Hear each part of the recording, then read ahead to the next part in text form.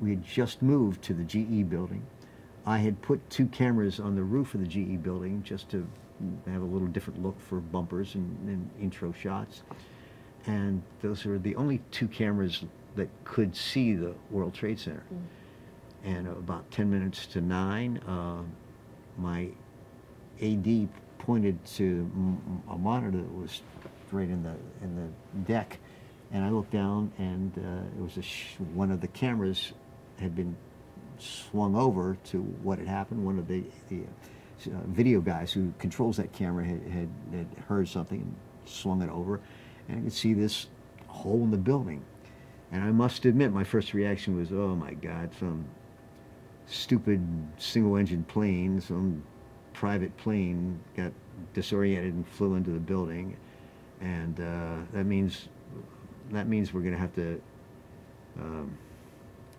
extend for the West Coast. And that was a term we hated, because if something happened during the show that affected the news that we had aired at 7, meant that when it re-aired for the West Coast, we had to update it. That was the word we used. We're going to have to update. And updates were just a pain. And we were sitting on that shot when the second plane hit. And you don't actually see the plane go in the shot we had, but you see the explosion come out. We zoomed out quickly and saw what had happened. And at that moment, it was, of course, it changed the world, but it certainly was one of the first moments in a control room where I haven't been able to get out words and haven't been able to talk. And I certainly don't think that what I went through is anything close to what many people went through. But it was a wrenching couple of weeks, especially since we'd be on the air for 5 or 6 hours, and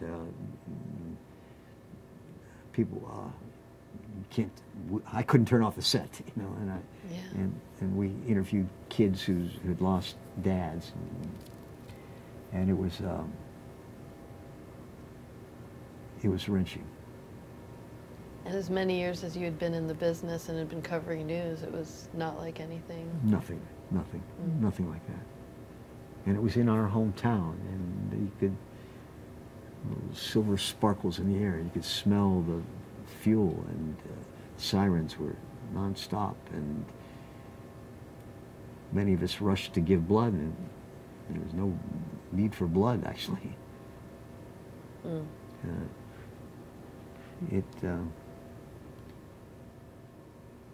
It changed all of us in lots of ways.